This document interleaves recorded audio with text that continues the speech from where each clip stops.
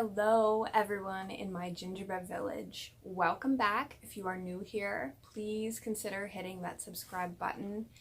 I would love for you to join our community that we are growing here of just really supportive and understanding people. Parenting is hard. It's even harder to do it alone. It takes a village, so join our village.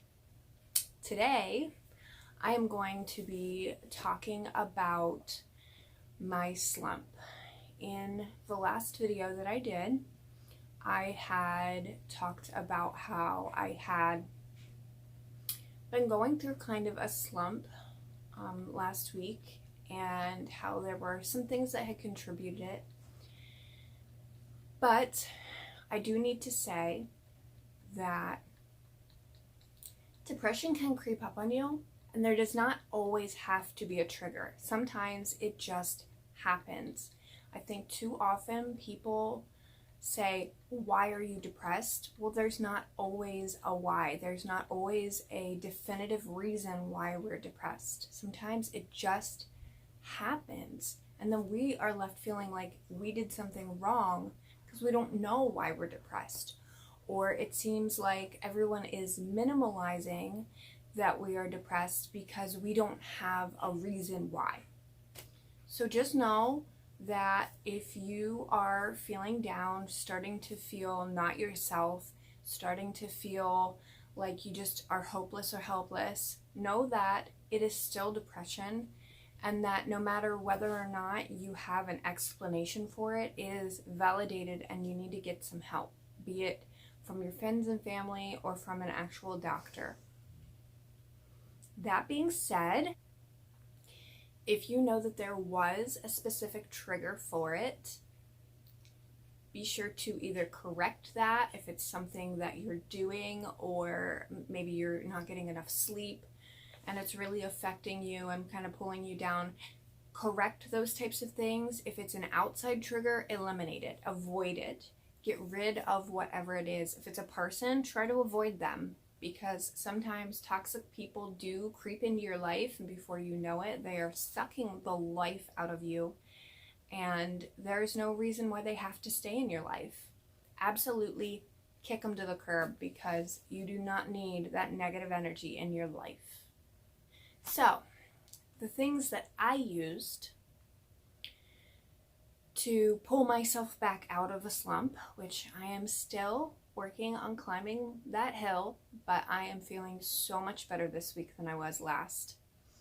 I do think that sometimes my depression is contributed by hormones, and that is a common thing for women, but it's not necessarily the only thing, the only reason why I have sometimes little bouts of depression. So if yours are more than just a day or two, you may want to consider seeing a doctor, even if it's just your family doctor, and go from there.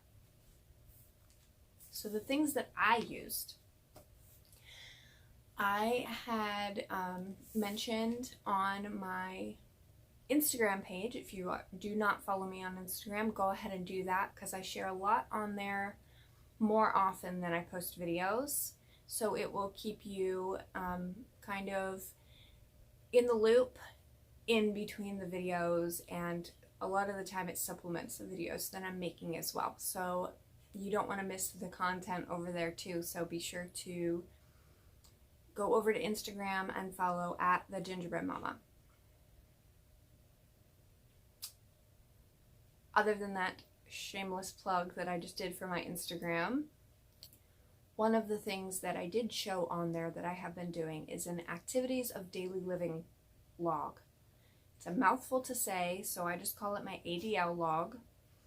And that is a log, which I will post right here, that I use. I first started using this from an intensive outpatient program that I was in. A psychiatrist that I was going to has all of their patients do this, so I kind of referred back to it when I realized that I was having a difficult time. What it is that you just write down all of your normal daily activities. These include eating, drinking water, sleeping, exercise, and then if there's anything else that you want to include, you can include that too. A lot of the time I included when I was working on these videos, and I included any super big housework things that I got done as well, but you can include even little things. If it is a chore more than normal to just do the dishes or laundry, write that on there, because it is commendable for you to be able to do those things. And when you revisit the log after a few days, you realize how much you have gotten done and how much you have made progress, and it really does help.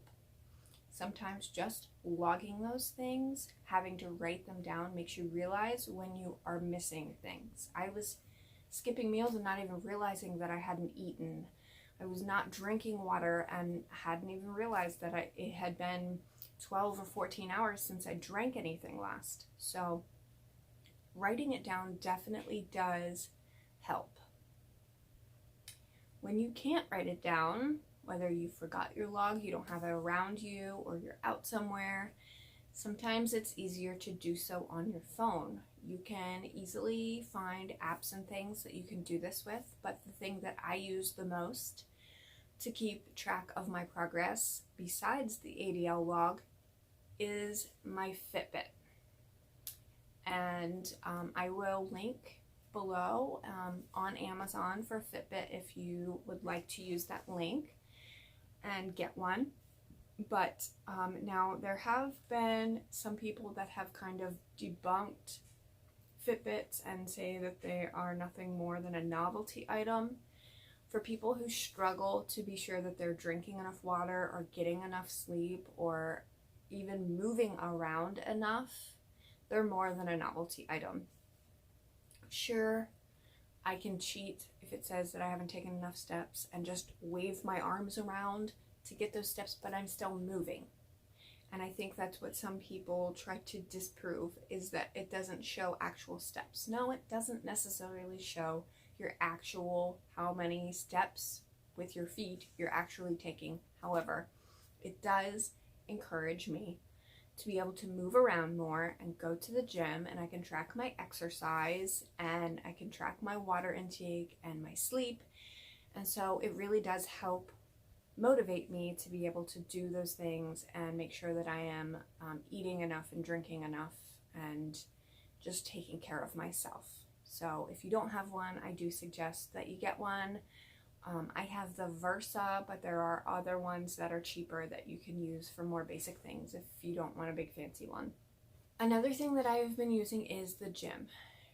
The gym was one of the things that I was kind of pulling back from and withdrawing from as I was slowly crawling deeper into this depression, and I recognized, and my husband recognized, that I need to go, and he kind of gave me a kick in the butt to get there.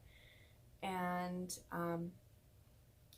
so I made sure to go, even when I was dreading going. Once I got there, I got moving, and I really did feel a lot better. So if you don't have a gym membership, most places these days have a cheap gym like Planet Fitness, which is where I go, and you can get a gym membership for really cheap. They're not super expensive like they used to be. There are still gyms that are expensive, but you can find one for relatively low cost if it helps you to be able to get out of the house to exercise. If you can't afford the gym membership, or you just can't get there because of childcare or anything else, even just going for a walk, getting out in nature helps. It really does. You get all that extra oxygen into your lungs, and just a change of scenery and some sunshine can really change your mood and really lift you up. So if you don't have a gym or you can't get to one, take your kids and go for a walk, or your dog, or even by yourself. Just go out in nature. It will help. Another thing that helped me was my friends. I had made a post on social media asking for an accountability buddy, because I had recognized that I was slipping.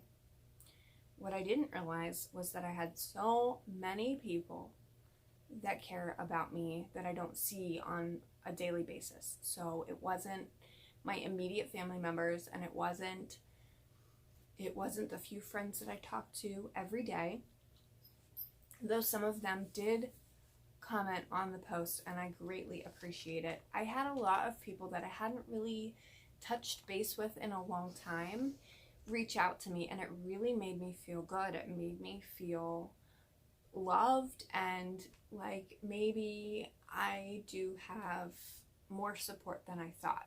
Some people gave me their phone numbers so that I could just text them, which is sometimes easier than all of the other avenues of social media.